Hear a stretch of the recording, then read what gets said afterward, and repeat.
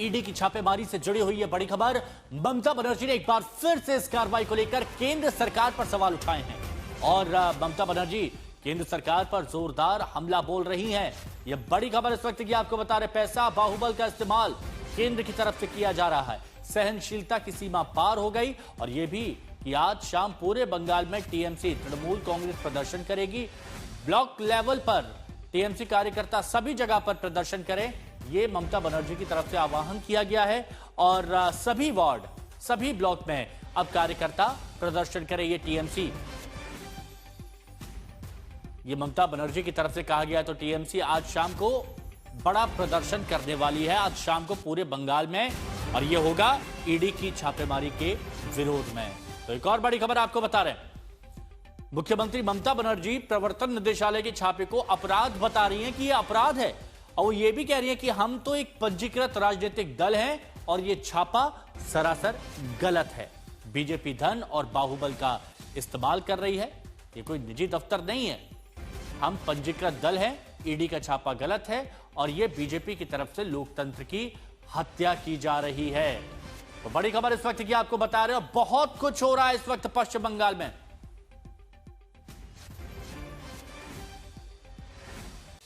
चुनाव का स्ट्रैटेजी पूरा छीन के लिया, एक क्राइम है।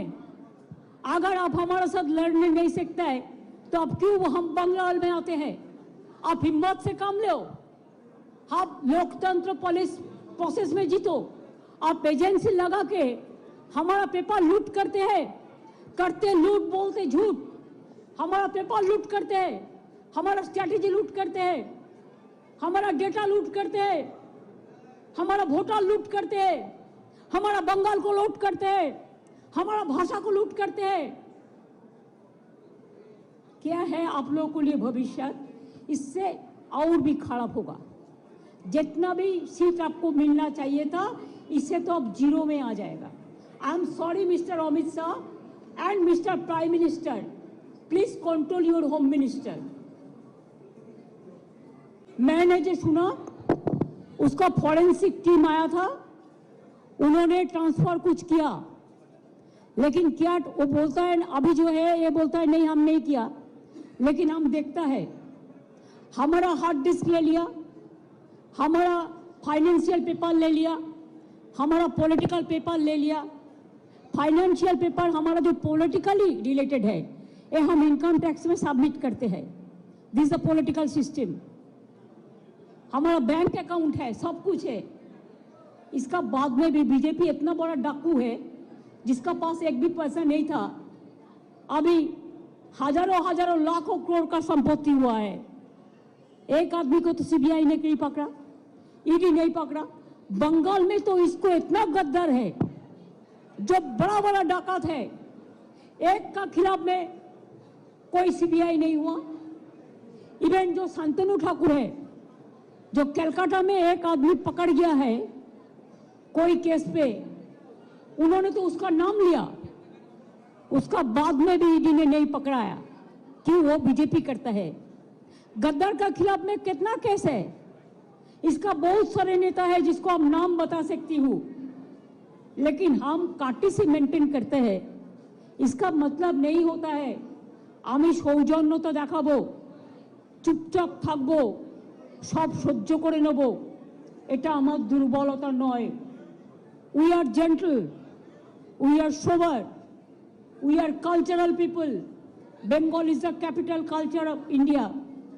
लेकिन हमको अगर आप जलन देगा, आप अगर हमारा सब लूट कर लेगा, चीटिंग कर लेगा, छीन के लेगा, चुरा के लेगा, तो हम इसको कभी डाइजेस्ट नहीं कर पाऊंगी। सीधे आपको ले चलते हैं बंगाल। हमारे सहयोगी अनुपम मिश्रा इस वक्त हमारे साथ जुड़े हुए हैं, सुबह से इस खबर से जुड़ा हर एक अपडेट बता रहे हैं। अनुपम, अभी क्या हो रहा है और आगे प्रदर्शन की क्या तैयारी टीएमसी की तरफ से है, बताइए। जी देखिए, इस वक्त हम लोग वहीं पर हैं जहां पर आईपैक का ऑफिस है। मेरे पीछे इसी जगह पे जो भीतर बेसमेंट है, यहां से एक गेट है जहां से ममता बनर्जी भीतर घुसी थी। इसके बाद बाहर आके उन्होंने प्रेस कॉन्फ्रेंस की, फिर वो भीतर चली गई। ममता बनर्जी ने कहा है कि प्रतीक जैन यहां आएंगे, उनसे बात करेंगे और कौन कौन सी फाइल ली गई है इन सब बारे में खुलासा होगा। इसके बाद ही ममता बनर्जी यहां से निकलेंगी। ये बात खुद ममता बनर्जी ने हमसे कही है। और इसके बाद ममता बनर्जी ने कहा है कि आज शाम 4 बजे पूरे पश्चिम बंगाल में हर वार्ड, हर ब्लॉक में ये जो घटना हुई है इसके खिलाफ विरोध प्रदर्शन किया जाएगा। ममता बनर्जी ने बड़ा आरोप लगाया है ईडी पर, डकैती का, स्टीलिंग का।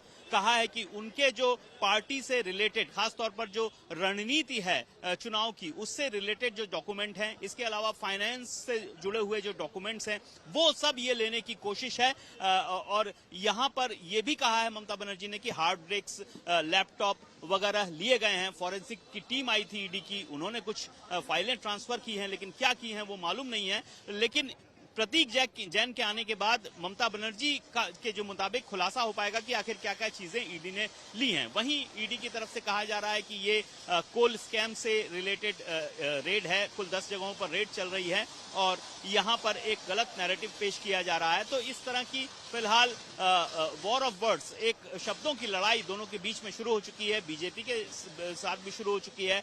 गृह मंत्री अमित शाह पर सीधा निशाना साधा है ममता बनर्जी ने। कहा है कि अमित शाह के शह पर ही पूरा ये सब कुछ हो रहा है। प्रधानमंत्री से अपील की है कि गृह मंत्री को वो कंट्रोल में करें। साथ ही कहा है कि हम चुप बैठने वाले नहीं हैं और इसका जवाब दिया जाएगा। तो इसका जवाब तो यही है कि शाम 4 बजे विरोध प्रदर्शन होगा। लेकिन अनुपम, मैं चाहता हूं कि थोड़ा सा आप और स्पष्ट कर दीजिए स्थिति को, थोड़ा सा आप और स्पष्ट कर दीजिए। जैसे ईडी की तरफ से कहा गया कि जो कोल घोटाला है उसके मामले की जब जांच की जा रही थी, तब वो हवाला, मनी लॉन्ड्रिंग का मामला जुड़ते हुए कोई कोयला कारोबारी और फिर आईपैक से ये जुड़ता है। तो वो अगर आप डिटेल बता सके कि क्या कहा गया है ईडी की तरफ से, जो आज छापेमारी जो कार्रवाई हुई, जिसके बाद ममता बनर्जी खासा गुस्सा है। जी बिल्कुल, ईडी की ओर से कहा जा रहा है कि पीएमएलए के तहत ये कार्रवाई की जा रही है। हवाला का जो रुपया है, कोल स्कैम के जरिए जो रुपया आया है, उसके जो तार जुड़ते हुए नजर आ रहे हैं, उसी की तहकीकात, उसी की तफ्तीश के लिए आज कुल 10 जगहों पर रेड की जा रही है, जिसमें से 2 मुख्य जगह हैं जो प्रतीक जैन हैं, आईपैक के प्रमुख, जो चुनावी रणनीति तय कर रहे हैं टीएमसी के साथ मिलकर। प्रतीक जैन के घर और प्रतीक जैन के दफ्तर, दोनों पर सुबह 6 बजे के आसपास रेड शुरू हुई और ये रेड चल रही थी। लेकिन अचानक 11 साढ़े 11 बजे के आसपास ममता बनर्जी पहुंच गई ये प्रतीक जैन के घर, जो लाउडन स्ट्रीट में है। वहां पर पहुंची ममता बनर्जी, कुछ देर रही। एक हरे रंग की फाइल जब वो निकली बाहर तो उनके हाथ में दिखाई दी और वहीं पर उन्होंने बड़ा आरोप लगाया कि चुनावी रणनीति के तहत जो भी फाइलें हैं वो लेने की कोशिश की जा रही है। जबकि ईडी का कहना है कि कोल स्कैम से रिलेटेड जो भी इन्वेस्टिगेशन हो रहा है पीएलएम, तो अभी तो बहुत से ऐसे बयान सुनने को मिलेंगे दोनों तरफ से, बीजेपी की तरफ से भी, तृणमूल कांग्रेस की तरफ से भी। प्रवर्तन निदेशालय की कार्रवाई जारी है, ये तो स्पष्ट है। बने रहिएगा अनुपम आप हमारे साथ। अब देखिए, ममता बनर्जी पलटवार कर रही है। ममता बनर्जी केंद्र सरकार पर निशाना साध रही है। क्या कहा ममता बनर्जी ने, वो भी आपको सुनवाते हैं।